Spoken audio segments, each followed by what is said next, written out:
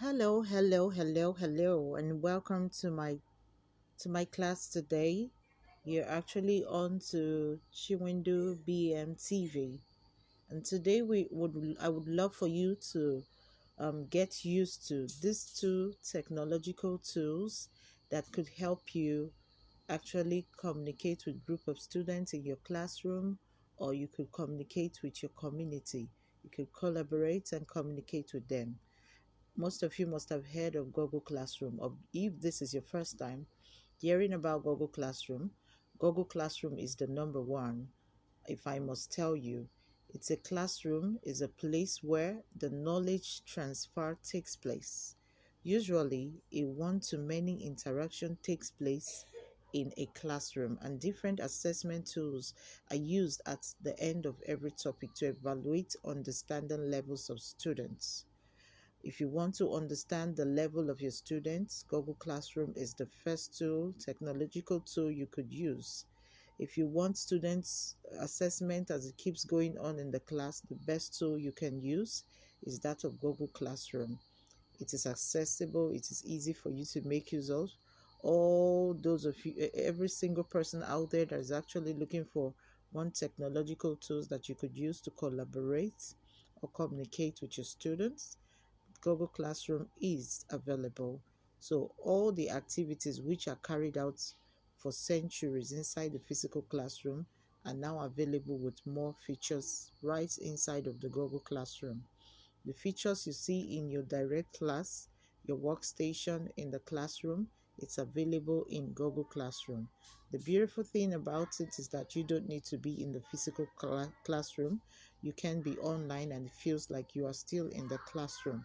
It is flexible, very much flexible, included in the Google Classroom. Flexibility is one thing that is included in the Google Classroom if you learn to use it. And over time, in the next class, would actually show you how you could make use of the Google Classroom. So Google Classroom makes teaching more productive and meaningful by streamlining assignments. There are lots of assignments you want to give to your community, your students, learning from your class. The assignment could be available, boosting of collaboration and fostering communication. Educators actually use Google Classroom to create classes and distribute assignments to the students who has registered into the system, who have been given the code to join that particular class, that section. So they are actually given they distribute assignment via the Google Classroom tool technological tool. So it's not a must you have to go to the class, submit your assignments, or pick up your assignments on the marker board or wherever it is the teacher has decided through jotting or through dictation. You can actually get exactly what you want from the classroom right on this technology, using this technology. So classes, you distribute assignments, send feedback, and see everything in one place instantly. So this classroom also is seamlessly integrates with other Google tools. I'm sure you may be wondering if this actually integrates with other Google tools. I must tell you, yes. With this technological tool, it integrates with other Google tools.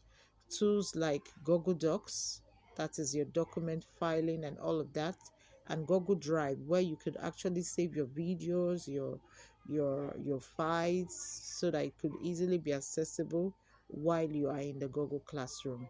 So that is the number one tool that we have decided to state clearly for you to understand right now. Another tool right now is that of iTunes. I'm sure you've heard of iTunes, but if this is your first time hearing about iTunes, iTunes is actually an application created by Apple itself, which is the directory most associated with podcasts. iTunes, a lot of people use iTunes for podcasting everywhere. So iTunes supports topics. There are lots of topics you may want to present. iTunes make it easy for you to collaborate with your community, communicate with them release topics on issues or matters that is of interest, resources, and contact you actually need for iTunes.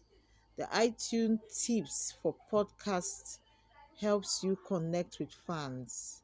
It's a resource guide to learn how to discover podcasts and create your own. So it is actually that one guide that could help you start today creating your own podcasts. So the keyword, what you gain from iTunes specifically, you gain access to audio, access to media, access to music, and generally podcasts. So start making use of these technological tools today.